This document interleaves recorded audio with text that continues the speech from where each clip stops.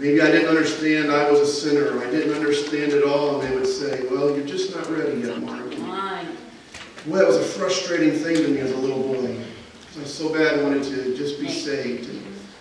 And I remember observing through the years, or through that time as I was looking, and it seemed like at services when a lady dealt with someone at the altar, they'd get up and they would announce after a moment, so-and-so got saved tonight.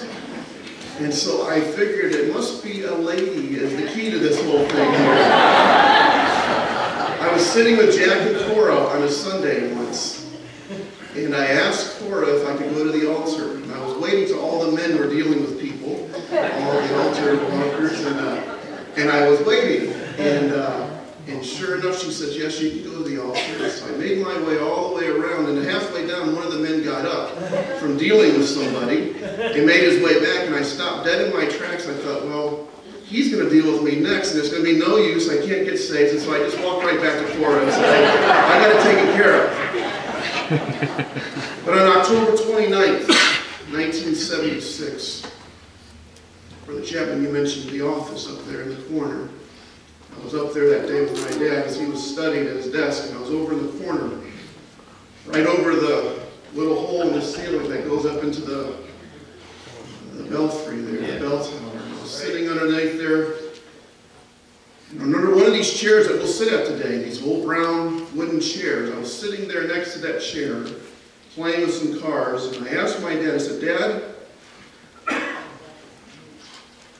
I said, next time I go to the altar, I said, I want you to make sure that a lady deals with me. He said, why on earth do you want a lady to deal with me? I said, I really want to get saved.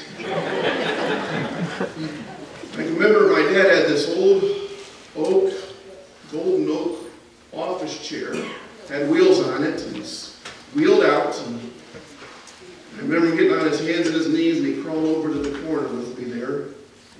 Pushed aside all the cars. And he always had a New Testament in his inside pocket of his jacket.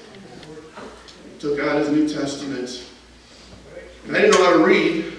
But he read all the verses to me from the Romans Road. Explained each passage to me.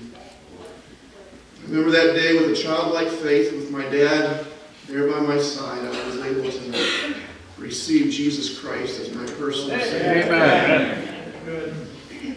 Didn't need a